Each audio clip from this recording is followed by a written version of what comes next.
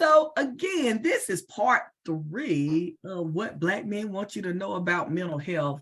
So again, I want to thank our participants tonight who also happen to be board members of Bridge, my nonprofit.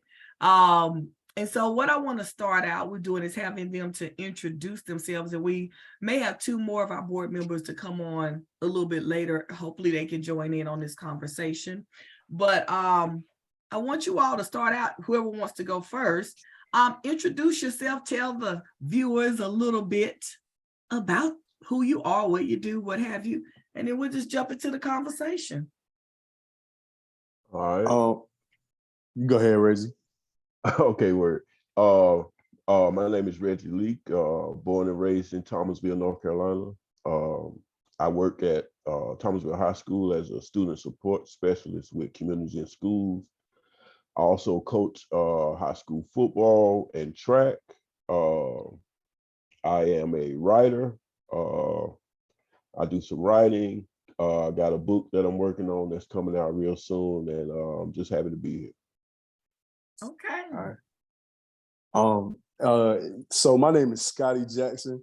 A little bit of background on me is the last 8 years, I have been a PE teacher at a Title I elementary school.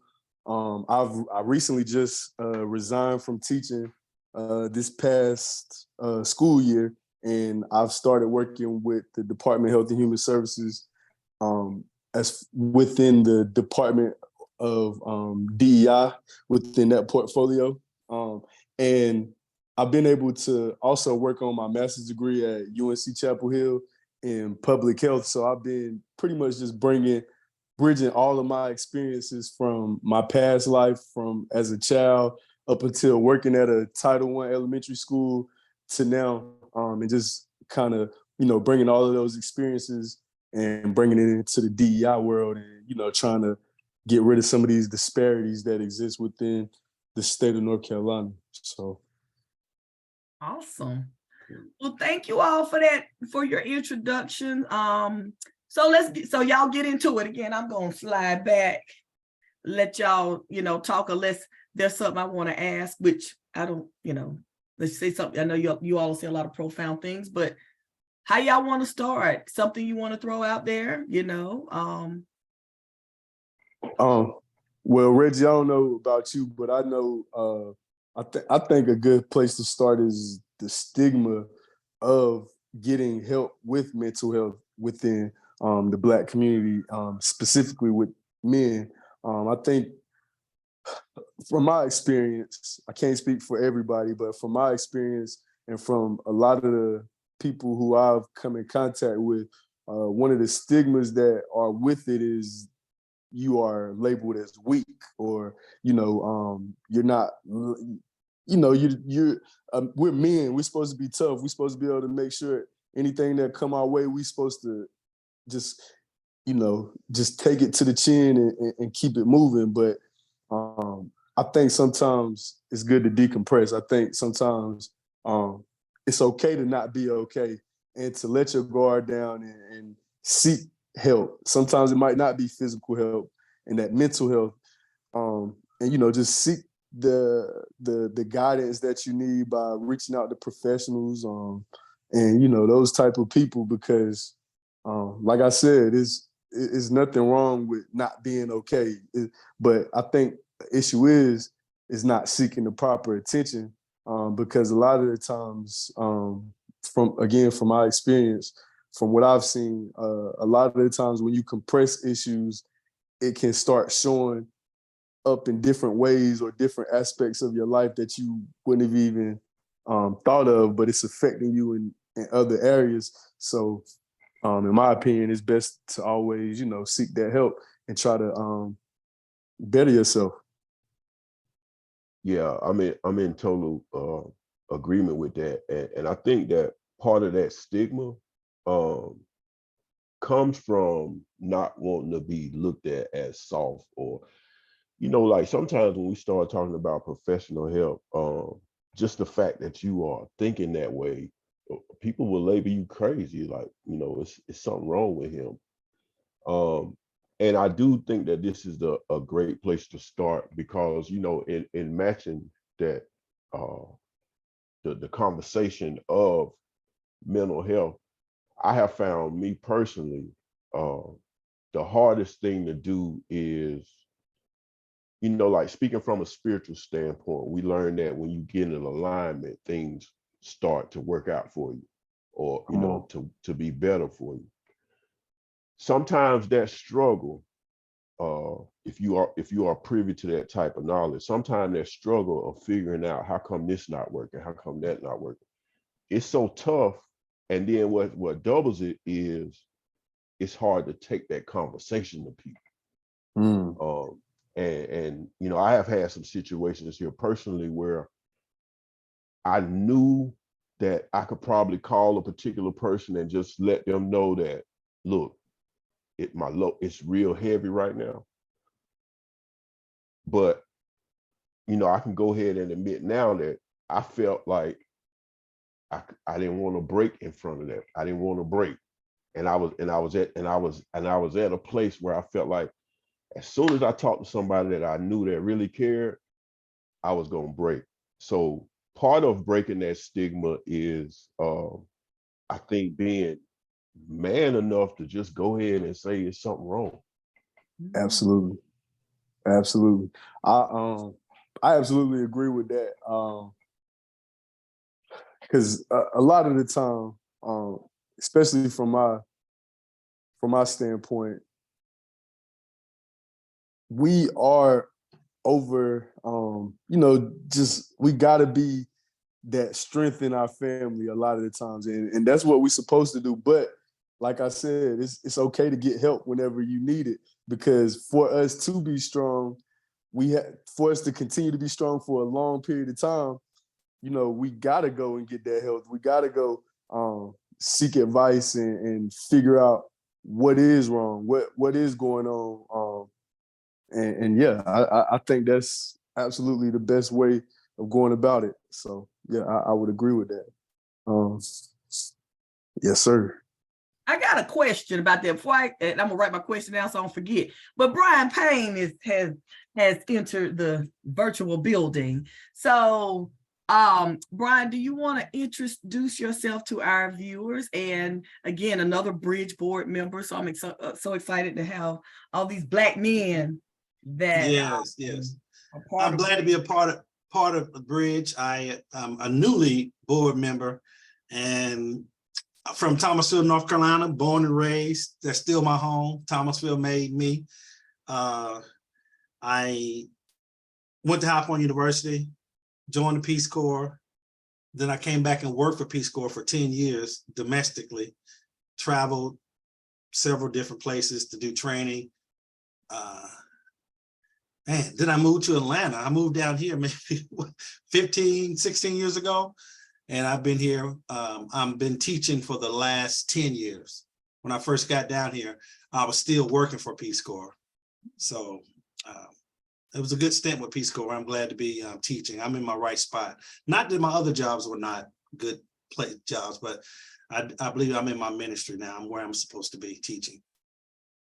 All these educators on here, that's all right. All three of you educators, and we need you. Thank you. Well, so Brian, as I mentioned to them, I don't have an agenda. It's all about what you all think. I might ask a question here and there, but mostly I'm gonna sit back and listen like everybody else. So they were talking about to getting help, you know, Black men. But I wanted to ask, what does help look like?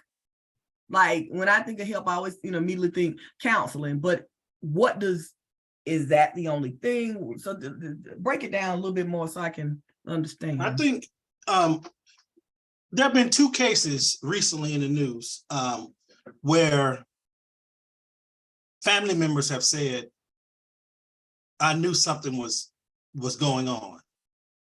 And that in both cases, two African-American men ended up shooting and killing people, mass shootings, 4 people down here past Saturday. And then I think it was up in Philadelphia.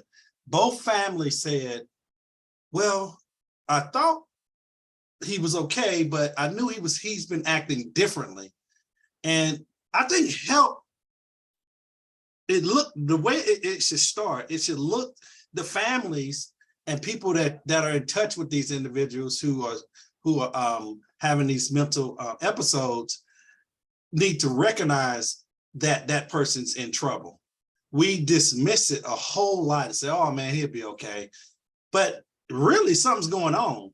So the help, I think, in terms of what it looks like in the beginning, is making sure that family members and friends are able to help this person probably seek professional help at that point. Okay. And what are some of the signs, warnings? Because, growing up, I heard stuff like, they're a little touched, or, or you see somebody might be the neighborhood drunk or something, or, all these things, or, I know for me, personally, or, the acting, quote unquote, acting out. But what should people, give me some signs that we often ignore, just brush it under the rug? Any of y'all?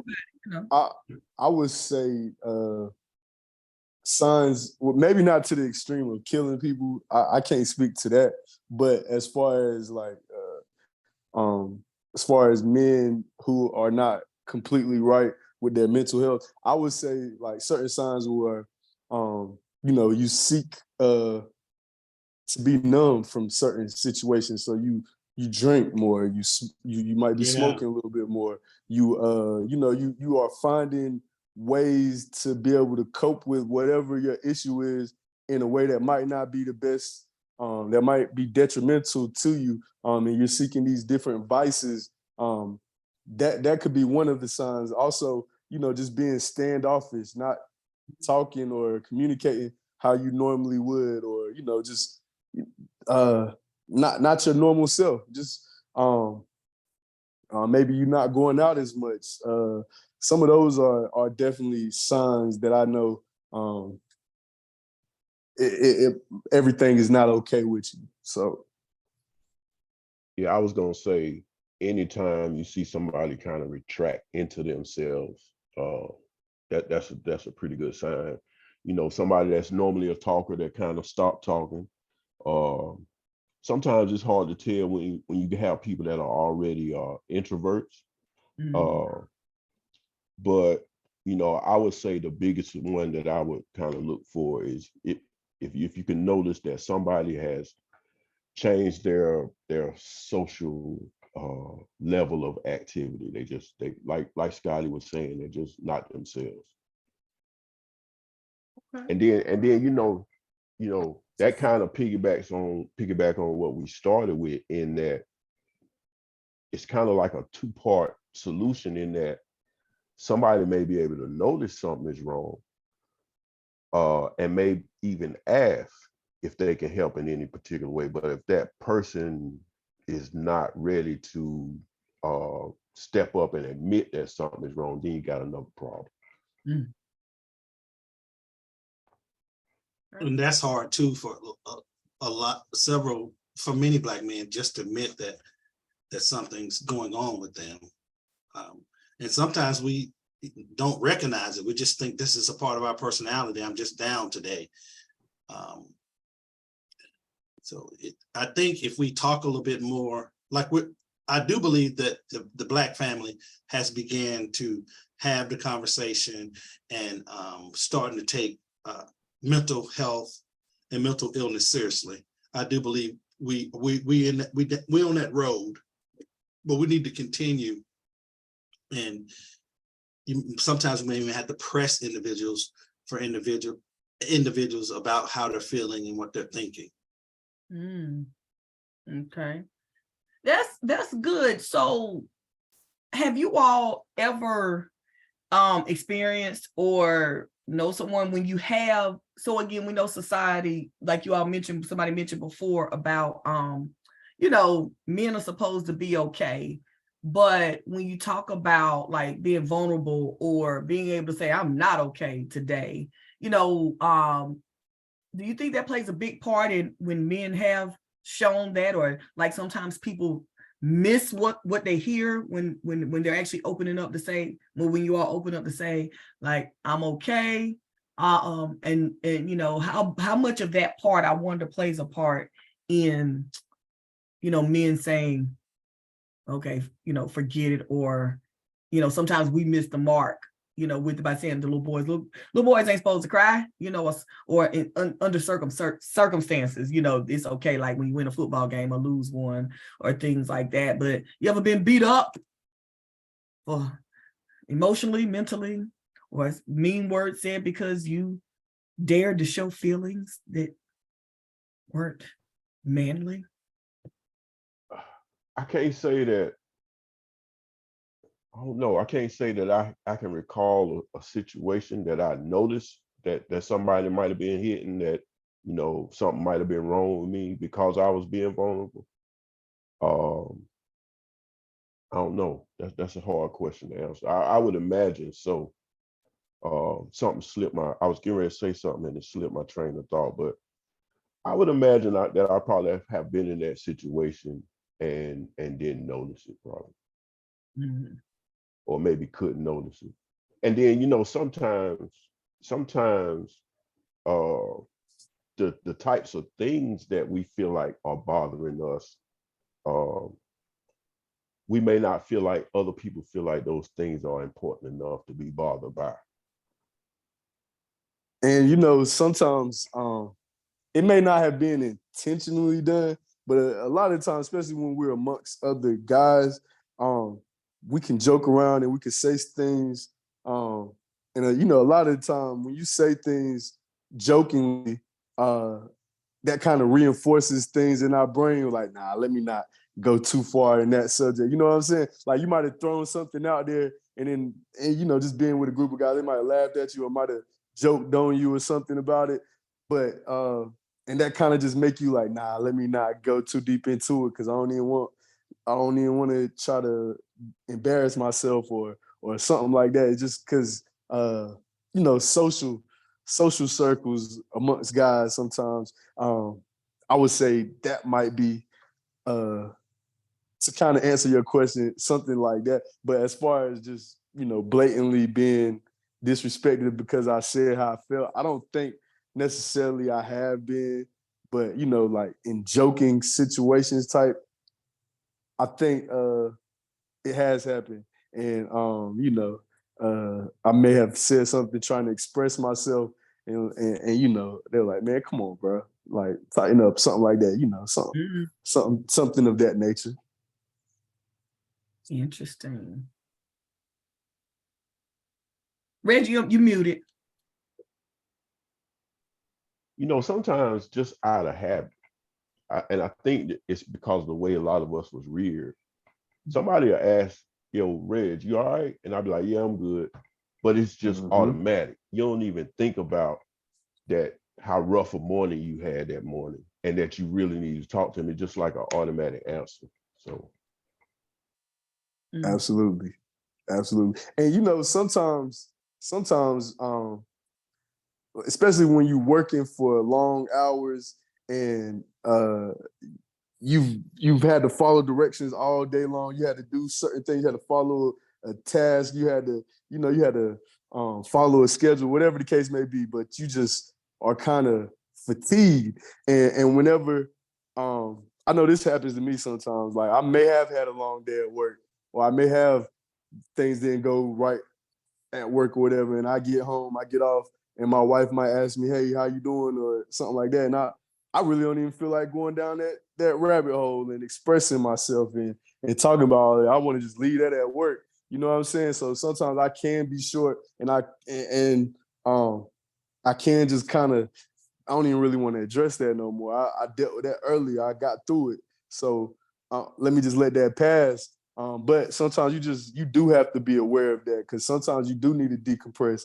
You do need to speak on how your day was, because I know, like, my wife, she can go down the list of how her day was. She did this, that, the third, this.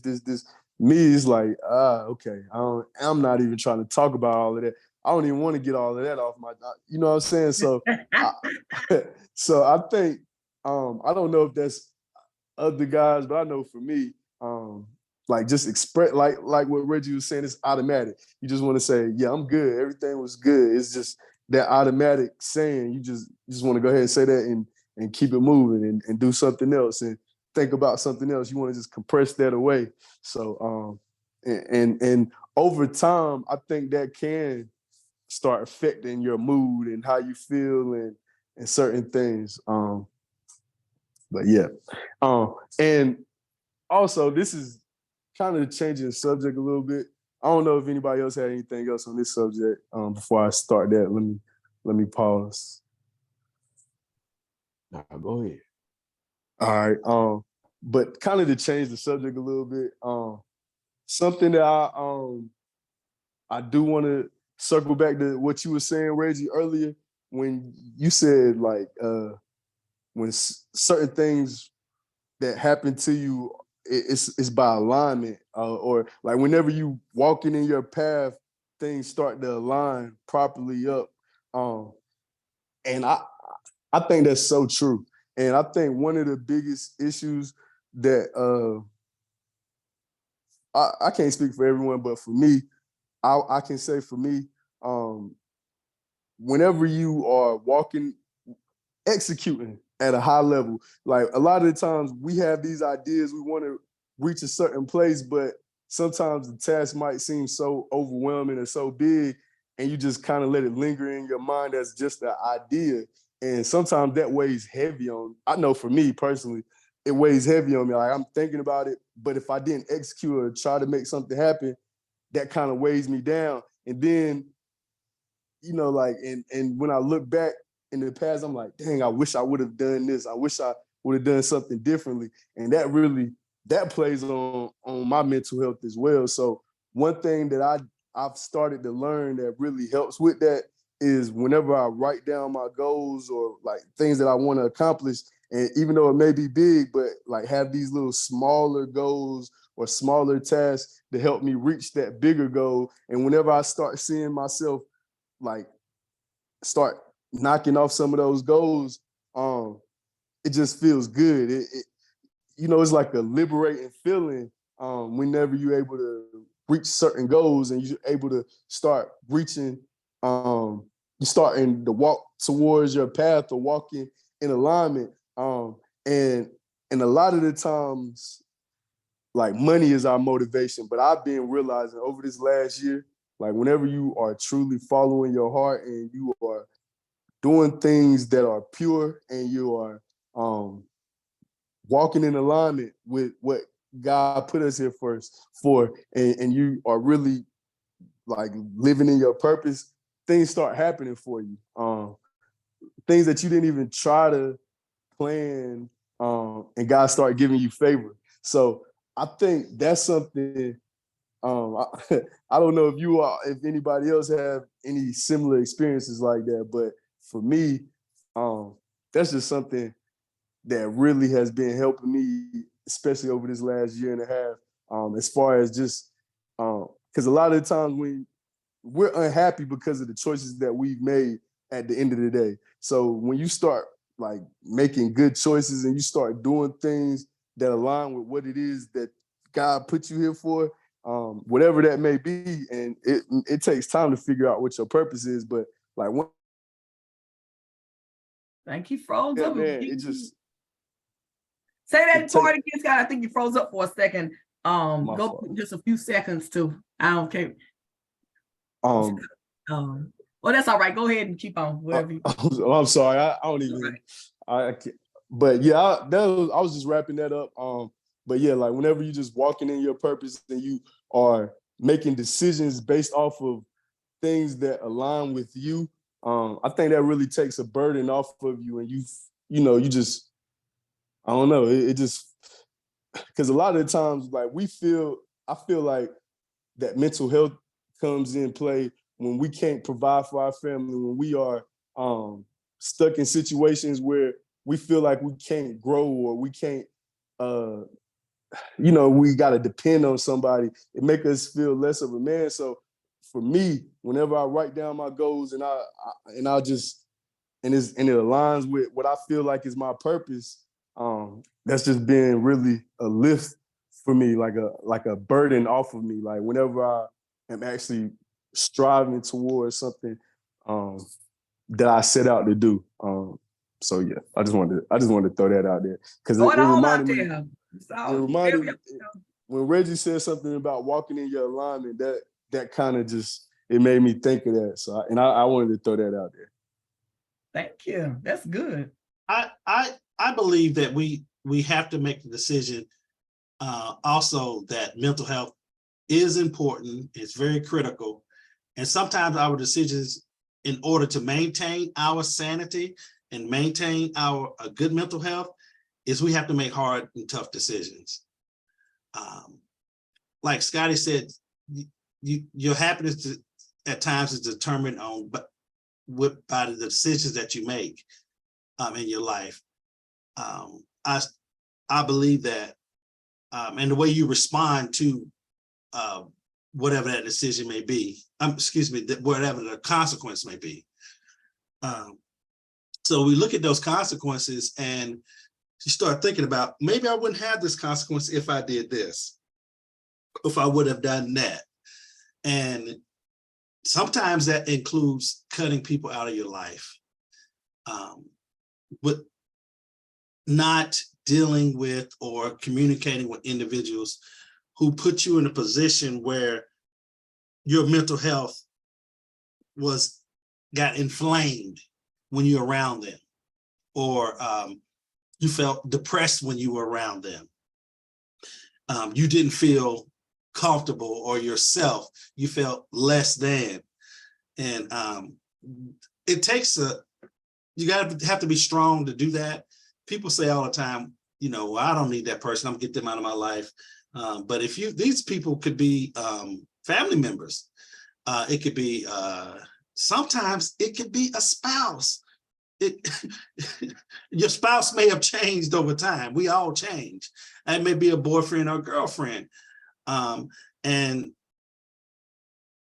it's disappointing, but I've always said in the last 20 years, I'm going to do whatever it takes to protect my mental health. I have to.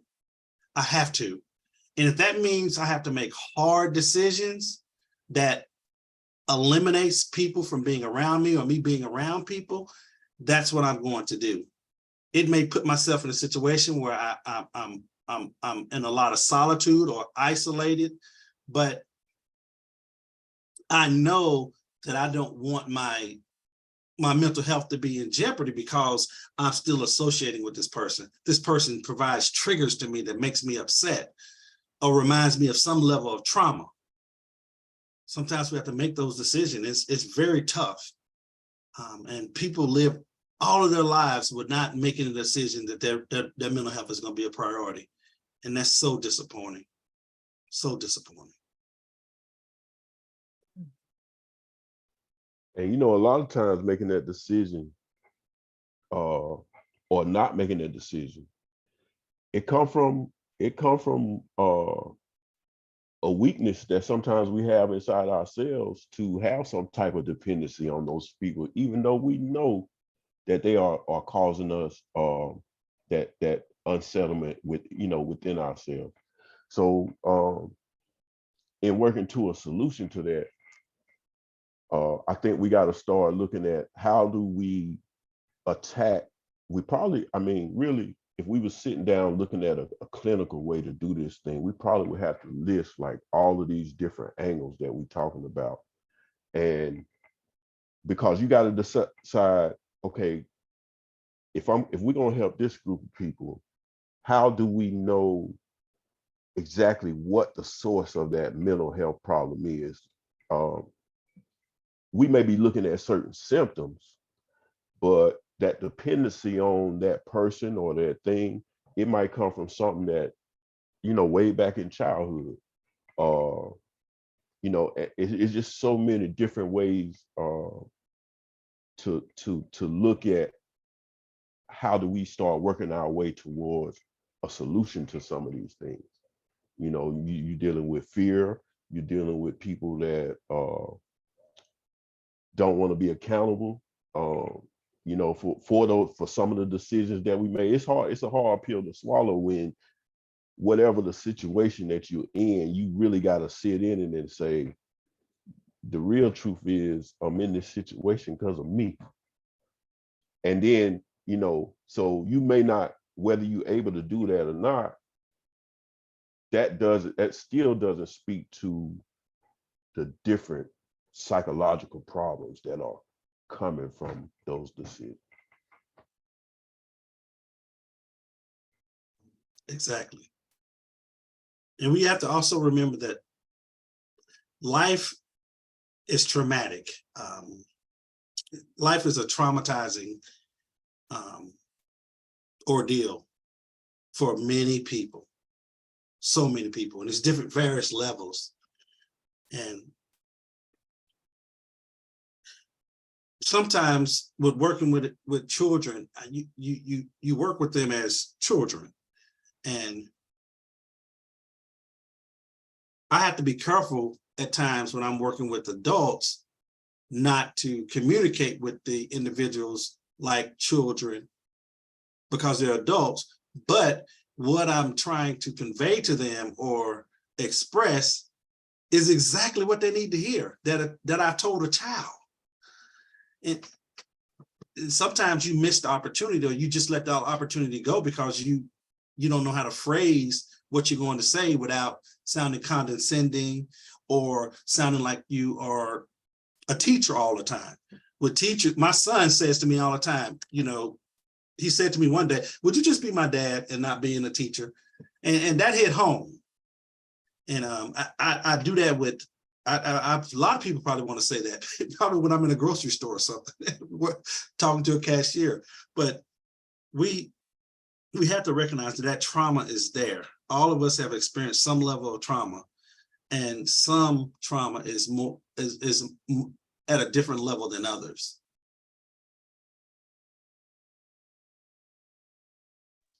So let me ask this question. We talked about earlier about being in alignment.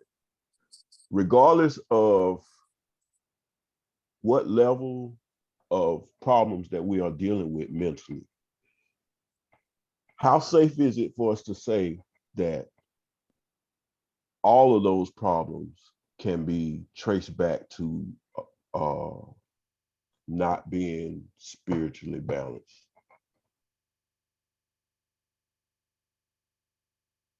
I would definitely agree with that.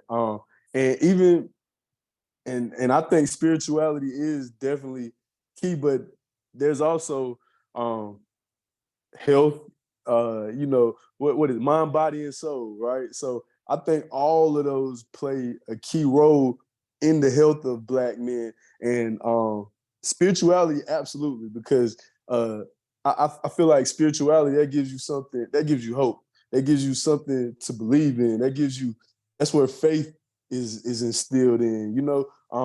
I definitely have a strong faith, and I definitely know that everything that has happened to me wasn't because I was so good. I definitely believe in a higher power. And a lot of the time, I think for us Black men, especially from my perspective, it's so much that we have to deal with, man. It's so much. Like, whenever I look at statistics, I see Black men, we are at the bottom of the totem pole of everything. We are the ones that's locked up the most. We're the sickest. We have the most chronic diseases. We have, we are leading all of those categories. We are suspended the most. We're at the lowest of the test scores in the state of North Carolina. Black boys are at the bottom of the totem pole of everything. So it's like, dang, are we just like, is that just how we are built? No, I think it has a bigger, I think it's the system that is put upon us.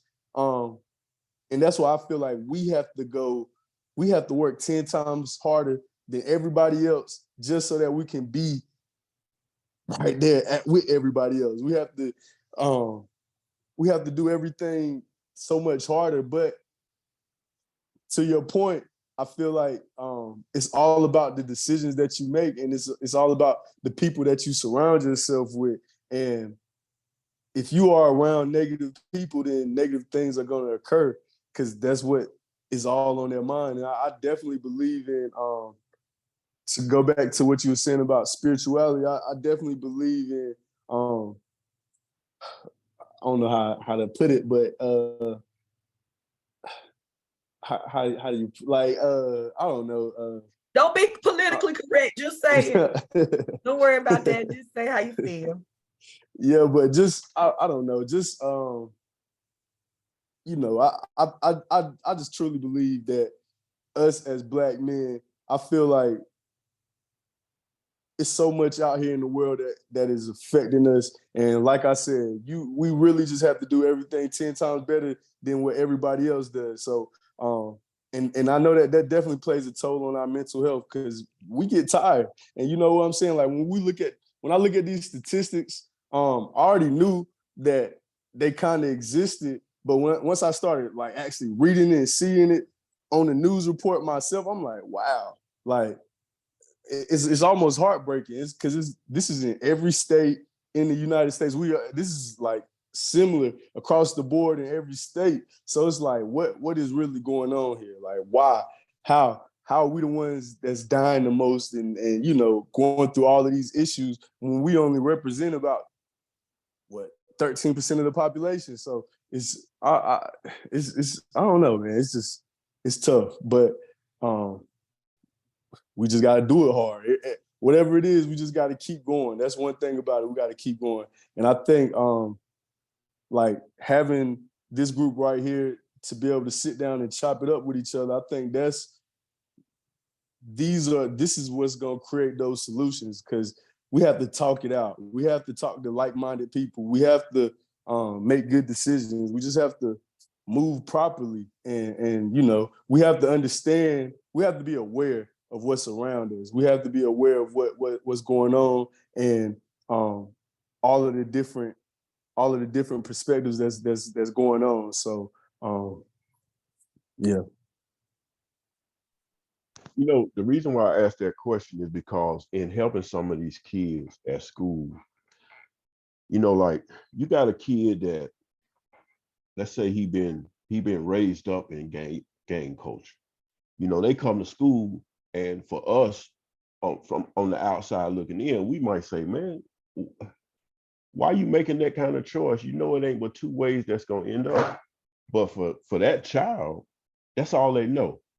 So, or you know, they going home to maybe it's a single parent home, and whichever parent is in the house is working all the time, and where they should be able to be a kid, they having to raise younger siblings, you know, or they don't have nothing to eat.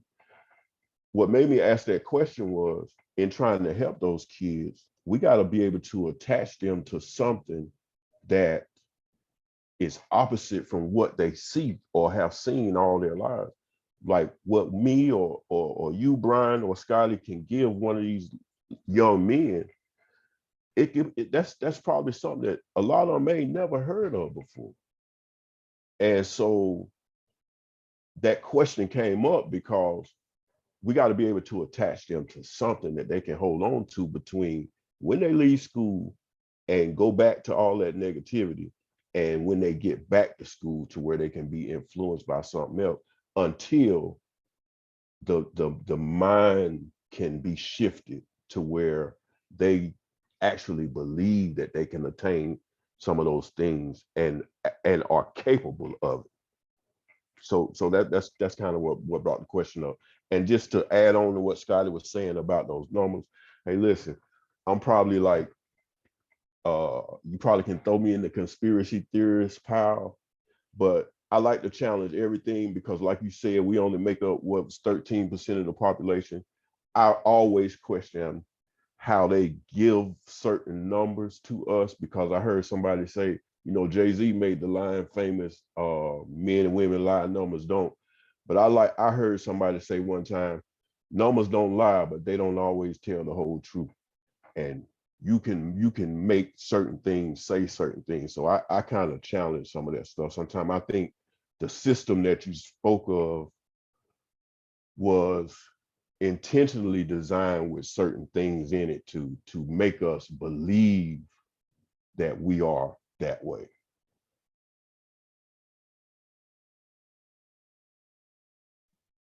And you know, I- as a sociologist, oh, I'm sorry, go ahead, Scotty, go ahead. No, you go ahead. No, I was gonna say, just from the sociological background that I have, when you talk about collecting data and all that, when you spend your time policing the people and not spreading out, where you go to find crime, you're gonna find it where you're looking. So, police highly concentrated in our areas, our numbers gonna be higher. They ain't going over there to, well, I'm leaving that. I say this after we quit recording, but I had heard that one of the particular local schools, and this is what students had told me one time, that, depending on where you are, if there was a crime committed or somebody overdosed or whatever, they made sure that, that things were put in place so that it didn't hit the news, or they had extra ambulances and police that were available, to make sure those things we never heard about. But again, and I'm sure you all have seen, again, more policing in our Black, in our areas that are highly concentrated with African Americans, brown people, versus we know crime goes on in other places. So I think that's one of the reasons why the number's so high. You go looking in certain places and you're gonna find it if you stay there. But anyway, go ahead, Scotty. I was just addressing the numbers. No, I was just gonna say that numbers and statistics are absolutely manipulated based off of the people who do the research, the people who gotta put the data in, and based off of how you interpret it.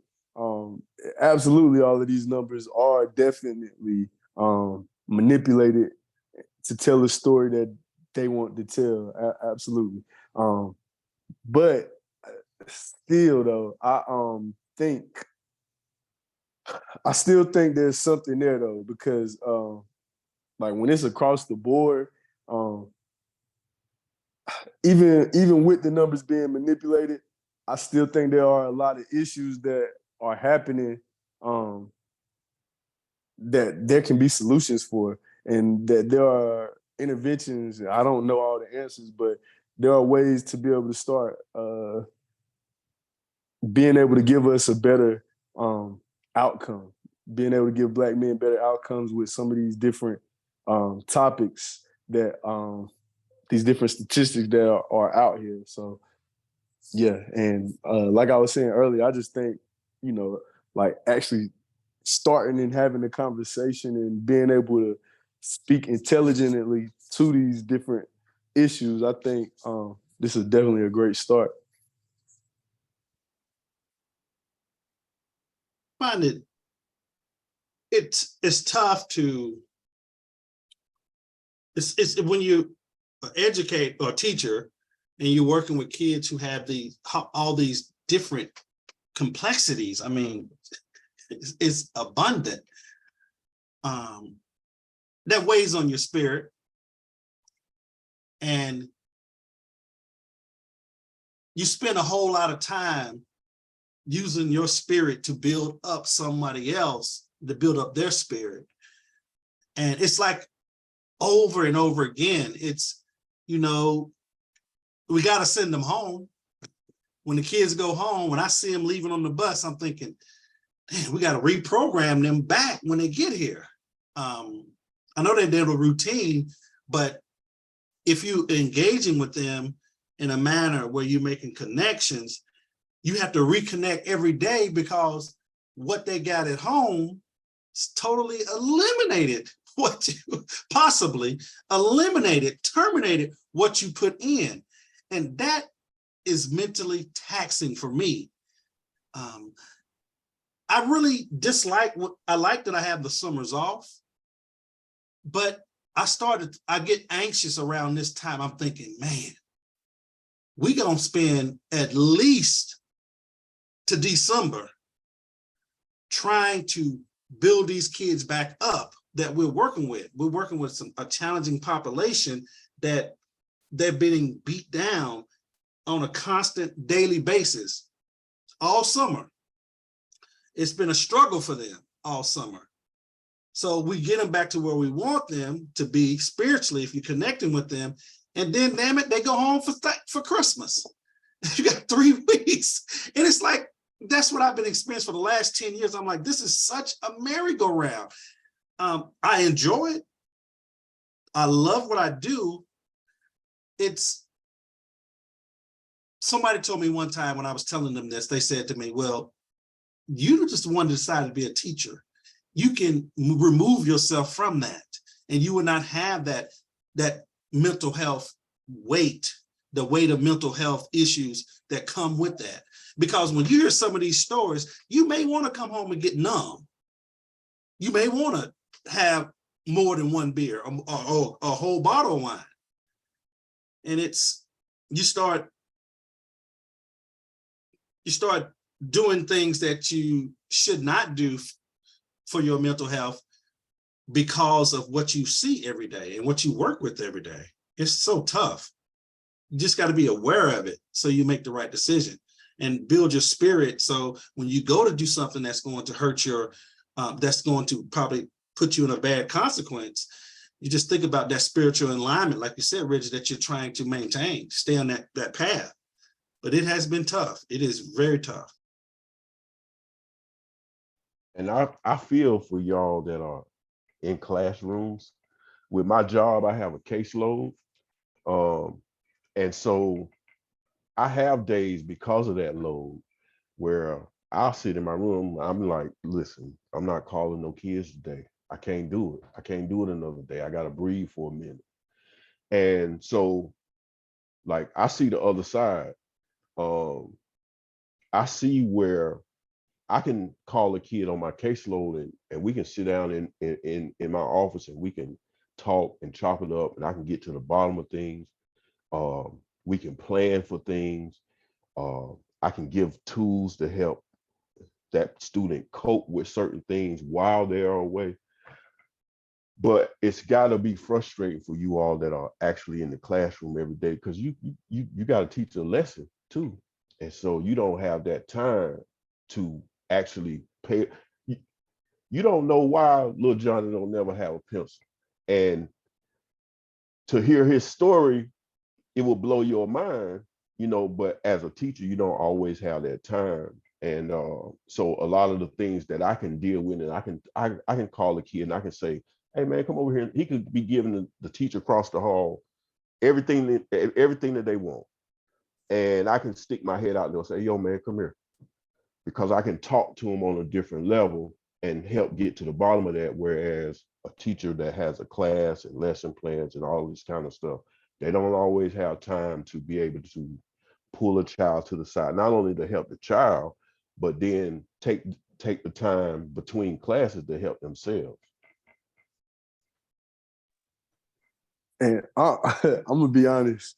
So I was a Title I teacher, a PE teacher, for the last 8 years, and I absolutely burned out. And I'm a PE teacher, so I'm not in the classroom, but just having to deal with certain behaviors every single day and having to deal with certain things, certain issues every day, it wears you out. And I can only imagine what like a classroom teacher has to deal with whenever they're trying to teach math and reading. But I think it's a bigger issue because, like what you were saying, Reggie, a lot of these kids, they're coming from situations that will blow your mind.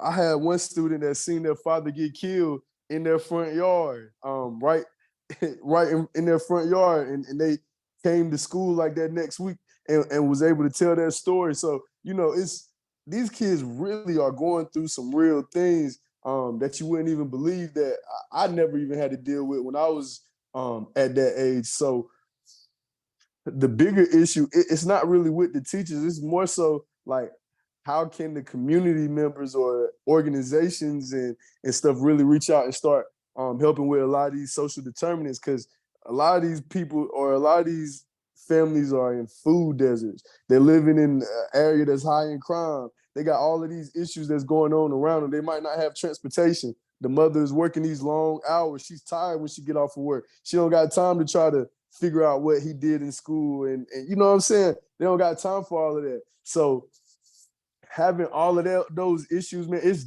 absolutely tough for a teacher. And to expect your child to want to pay attention and follow directions and listen to everything you say after they been gone all summer or all Christmas break and they had no structure, and then you expect them to have all of this structure that you're trying to teach now, that's almost impossible. That's almost impossible. So I think advocating for mentoring and being able to try to help families out with resources and stuff like that, I think that absolutely is vital. And I think that is what's needed at some of these certain schools. I think that's really what has to be targeted, because that's where the real issue is right there in those schools and in those low poverty areas. And you know, you're just trying to create solutions the best way you can. And like, teachers are wearing so many hats. They try to teach, they gotta be a social worker, they gotta be, you know, they gotta be a disciplinary, they gotta do all of these things. And then the principal is standing on top of them, making sure that all those standards are being taught properly. And then if the test scores come back low, now it's the teacher's fault after having to deal with all of these issues. And this is with, when you at a Title I school, you probably having to deal with this with about 10 out of 15 of your kids. So it's not just one child. This is over half of the class that you're having to deal with all these types of issues with. So, man, it's so easy to get burnt out, man. And these teachers, they need support. These schools, they need support. And you know, the sad thing is a lot of these Title I schools, the money that they get is based off of testing. So if your school is testing low, you're not gonna really get too much funding. Or if kids are being pulled out of the school, they're taking funding away from you. So it's like an uphill battle that seems like it's never gonna end. Like you fighting all these battles, man, and you don't have no support, no resources. A lot of the time you get these teachers that are brand new coming in and out of these schools because these teachers don't really want to be there. So they're leaving the first chance they get. They're only there because that was the only school that would take them in. Not all the time, but a lot of the time. So it's definitely an uphill battle. It's an uphill battle. Mm. Wow. I think more of us Black men also that are in education should move in the area of counseling also. Becoming school counselors, particularly if we're working with the population that looks just like us, because you can remove the teacher hat and you can do a little bit more clinical type things with the students. And you can set up programs with peer mentoring, all of these things that can help with managing the mental health issues that are going on with our people and our children. So I actually thought about moving in that direction. And my principal, she's encouraging me to do that. It's just another step though in terms of. So I think it's a 18-month program, and that just moved me in a direction I said I didn't want to go to, and that's administration. I wanted to stay in the trenches, but being a counselor, you down here for every 100 students there should be one counselor. Like for example, at Tucker High School, there's 1,600 kids. They have 4 counselors, 4. But the regulation says that for every 100 students, there should be 1 counselor. So there should be 16 counselors there, but they don't have, first off, they don't even budget for it because they know they're not going to get it. But then the counselors are overwhelmed. And some of the students have communicated to me that I don't even go see the counselor. It's always 10 people waiting. It's like, I just don't do it. So that needs to really be addressed because we're missing the boat on that when it comes to making sure that our kids are getting the right psychological assistance at school.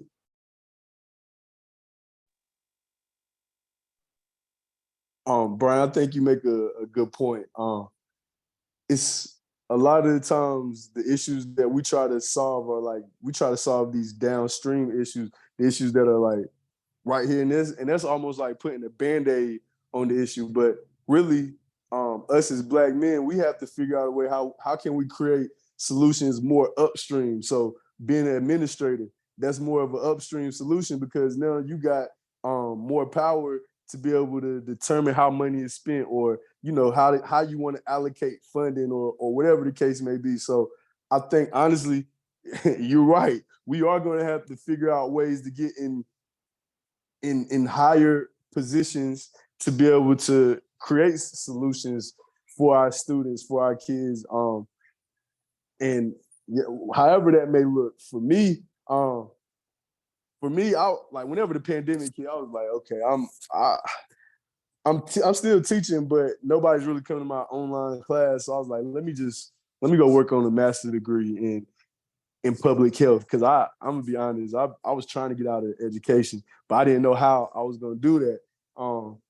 But as soon as I started taking that master's degree and I started learning, and one thing that I really respect about UNC is they allowed me to basically study whatever topics that I wanted to study. And I'm a mentor, so what I always looked up was like mentoring aspects, like how can I create solutions for these young Black males in these elementary schools, because that's where I like elementary, because I feel like if you start at elementary, you get them while they early. If you try to wait till high school, I don't think it's too late. I don't think it's ever too late, but I feel like you have a better chance if you start them off younger, and kind of mold their brains earlier on, and try to start, getting to them and influencing them early on. I think that would be more of a prevention, and we can create better outcomes for our students and for the families. But yeah, I definitely agree with you. Like being able to get those administration positions or whatever other type of position that we can get that's a little bit higher up on the totem pole, I think that absolutely would make a difference. Yeah, I don't want to talk about too much of the conversation, but what bothers me in one particular school, it's 98, 95, 96% Black and brown kids, Asian, African American, African, Hispanic. And the dean of discipline, or the not the dean of discipline, but the administrator, the principal that handles the discipline, is a white woman. So kids will get suspended left and right. And according to her, she's sticking to the black and white. She's going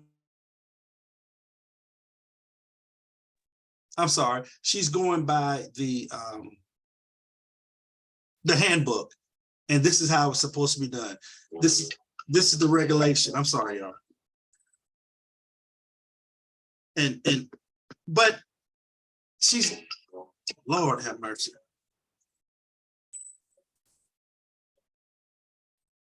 Yeah, she just basically, she's not looking at it from why these young men are making this decision.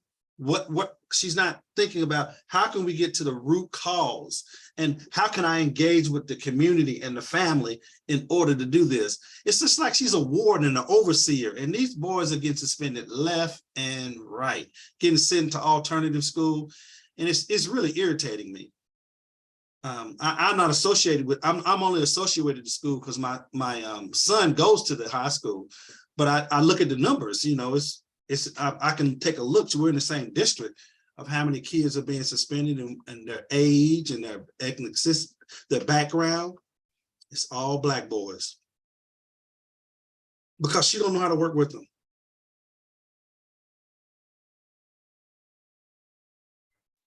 Yeah, maybe, yeah. Yeah, that problem is familiar in terms of administration in comparison to the types of kids that are in our school. It's very familiar, and we do need more of us at the top in some of those positions. I think though that when you're dealing with and when you're dealing in education, I think we gotta be real careful to make sure that those people are being vetted for also having the right motivations. Because it does us no good to put people in these positions that look like us, but that may be surface driven. You know what I mean? Like the root of this conversation started off in spirituality. And I think that although you have certain guidelines and stuff in the educational system that you gotta abide to, even though that it, a long time ago they made it uncool to talk about a higher power in school, we need to have some people in these positions that have some kind of foundation in being able to notice when a child is missing something, is in need of something other than being sent home for 5 days, for 10 days. Because you do have, like I see it every day. I see kids every day. I'll be like, yo, they done had too many chances. They should have been gone by now. But at the same time, those people that we have in these positions, we got to make sure that their visions are rooted in the right foundations, or else we're gonna get the same type of results. Now, I don't know how to go about doing that. I think it's just a matter of having the right, just knowing people, and just knowing people. I think one of the things that we suffer with here is that we have a lot of people in these decision-making places that are not from here. And so that there is no genuine concern for the community and its well-being in the long term. And so some of the things that we probably can do to help our community, they probably are not even searching for those type of solutions, because like you were saying, Brian, it's all about how the handbook say handle this. And it get us in a lot of trouble.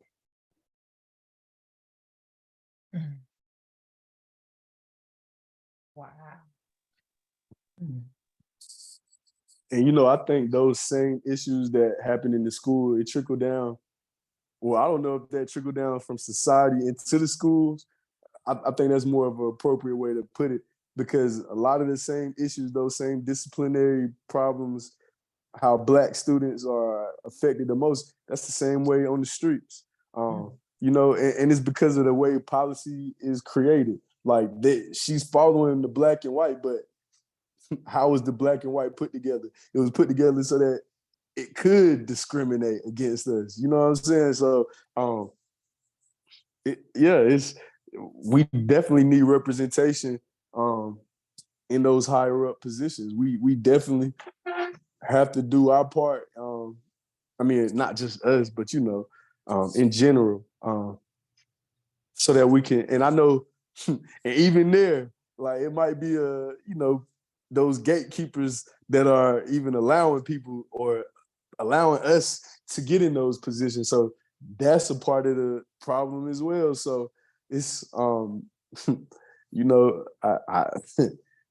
have all the solutions, but I guess we just gotta keep working and keep advocating for it and keep calling these types of issues out, and make sure we are at the proper meetings or the proper board meetings and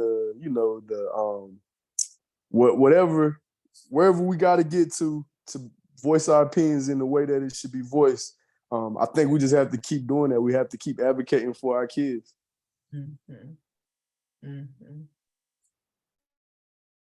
Guys, guess what? It's been about an hour. I ain't trying to shoo you off, but I said I would at about the hour mark. We start a little after 6. I mean, y'all can keep going. I I want to respect your time, but I mean, y'all, this is all so good and important. I mean, it's up to y'all. If you think you gave the people enough or you want to go some more, I think it's just one thing that I think that I would like to leave with, just kind of pose as a question. And I asked Brian and Scotty this both to kind of chime in. If there was one piece of advice we could leave the people with, it might be a kid that's watching, a young man that's watching, it could be a teenager, it could be somebody our age, that we would say, in dealing with something that is really stressing you out,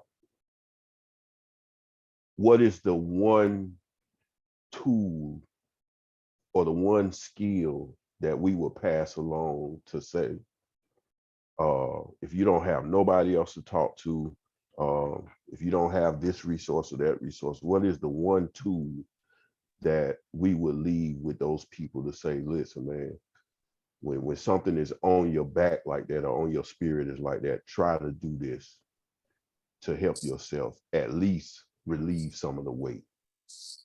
Yeah. I appreciate that question. I would say, I don't even know if this is a tool, but something that helps me get through tough situations is just, and it might sound, it might sound corny or whatever, but like, honestly, is belief in myself. It's not too much. I don't think that I can accomplish or I can't accomplish. And the reason why is because I believe in my abilities, because I know I put in the time and I put in the effort and I put in the work. And I even though I might not get what I want right when I thought I was going to get it, but I still have the belief in myself where, okay, I will figure it out. I'm going to look and see what did I do wrong? How can I correct that? So, having that attitude of I might have didn't get it yet, but it's coming. I think that's a skill that a lot of people can benefit from. Is just, yes, issues are going to come up. Yes, problems are going to come, but how to figure out what happened wrong, and then move accordingly. Like, you can't. I think it's insanity to keep doing the wrong thing over and over, and you keep seeing what solutions come out by doing this certain thing. So I feel like, being okay with change, being able to adapt, being able to have that faith in yourself to keep going, no matter what, keep going, and no matter how bad it get, keep going. You know what I'm saying? Keep going, just keep going. That's what I would leave them with. Is that right there? Yeah. Within Black and brown cultures, I'm speaking to Black and brown cultures, there's still that machismo, that macho type of attitude with boys and men.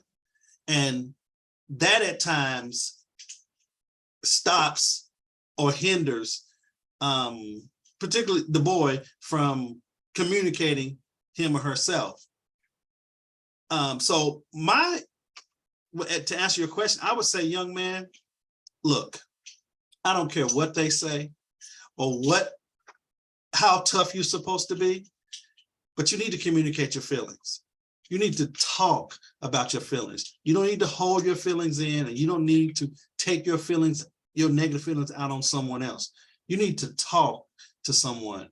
If that someone is a buddy of yours, just talk, even if it means talking to yourself alone, that's fine. But communicate your feelings so that it won't stay bottled up. And don't worry about being called a punk or a sissy or a crybaby. That is, at the end of the day,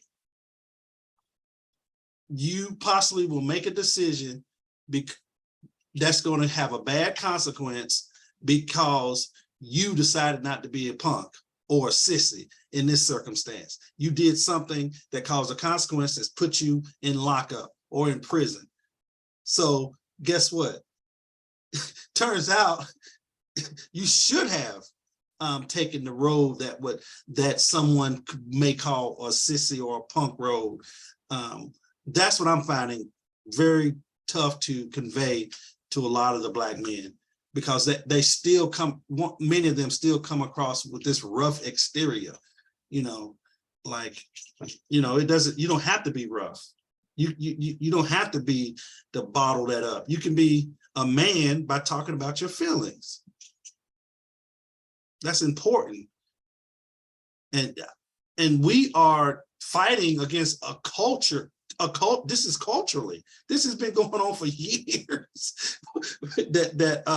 But we need to start with that, just making sure that we get these young men to talk and to communicate with their feelings, and not be tough and I'm gonna do it this way. Come on, man, that's ridiculous. You're gonna be in prison with some people that's gonna be doing it that way. Come on. I do want to ask something. This has been awesome. So in the spirit of asking, when we talk about suggestions, my words are not going to be right, but I'm gonna throw it out there, since I told Scotty not to be politically, because don't worry about being politically correct. So I'm gonna throw it out there like this. What are we, and I don't want to use the word wrong, but I can't think of a better word right now. So what are some things that we shouldn't be doing? When I say we, whether it's anybody that has Black men in their lives, whether it's their partners, their wives, girlfriends, mothers, et cetera, et cetera. What are things that we do? I mean, it could be your parents, your fathers, what are things that we do that actually cripple, because you all have given some great examples of potential solutions and where we need to go. But what is it that we need to stop doing? I hate to put it like that. Here's a quick example. Boy, stop crying before I give you something to cry about. If the child is crying, more than likely the feelings are hurt or something is wrong there. So we totally dismiss what the child is feeling because we believe that the boy should not be crying. We got to get past that. I hear that. I still hear that. It's what, 2023? I heard it growing up. To me. Yeah, and then sometimes that same sentiment comes when we are grown. We need to shed a few tears, and folk can make you think that you're a punk, or you are less than a man in some type of way, especially as an older person. So I'm in total agreement, with that. And I think that one of the biggest things that I can think of that needs to stop being done is just assuming that that little boy or that husband or that brother can handle it. Just stop assuming that he gonna be all right. Don't assume that. I absolutely agree with everything you all said. And to add on, I would say stop giving negative feedback. So, for example, if something seems hard and they can't do it, don't tell, man, you can't do that. Nah, like you might can't do it right now. You might can't do it yet. You know what I'm saying? So change how you say things. Like try to push us forward. Try not to try to stay away from negative perceptions of things, and anything that's negatively reinforces bad behavior. Just try to stay away from that, and try to always influence us positively and encourage us. I would say that. Well, any final thoughts before we wrap up? Again, y'all know I sure appreciate you. I just can't say it enough. Any final thoughts? Or you want to tell the people where they can find you on social media or wherever you are? If you got books, we got some, authors, or you working on special projects, anything y'all want to share, each of you want to share where people can find you if you want to be found, first of all, or connect with you? Yeah, you could find me on LinkedIn, Scotty Jackson on LinkedIn. And right now I have an organization that I'm working on called Leaders in Training, where I actually will be mentoring and doing a lot of the things that we were talking about and trying to help create, resources for parents and try to address some of the social determinants. So that's definitely coming soon. So yeah. Thank you. I got a YouTube page called Purpose, Passion, and Love that I need to get some more links sent out to, so people can kind of get the word that I'm gonna be developing in terms of being able to discuss some of these same issues in short 2, 3, 4, 5-minute videos, get some response from them, and then come back, later towards the end of the week and expound on those things. Facebook, Instagram are both at Reggie Leak, REGILEAK. And that's about it. I'll put mine in the chat, LinkedIn, Bryony Payne, and I even have my email address there, my school email address. So that can be used for contacting me. All right.